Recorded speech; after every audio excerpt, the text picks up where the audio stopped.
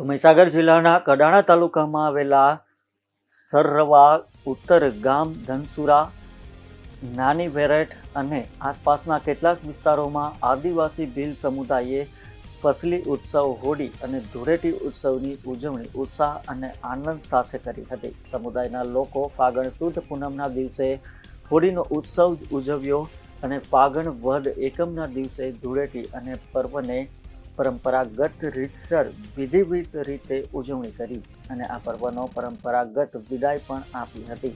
ઉત્સવમાં લોકોના ઉત્સાહ અને ભક્તિભાવ સાથે પર્વને ઉજવતા ગામમાં આનંદમય અને સાંસ્કૃતિક વાતાવરણ જોવા મળ્યું હતું.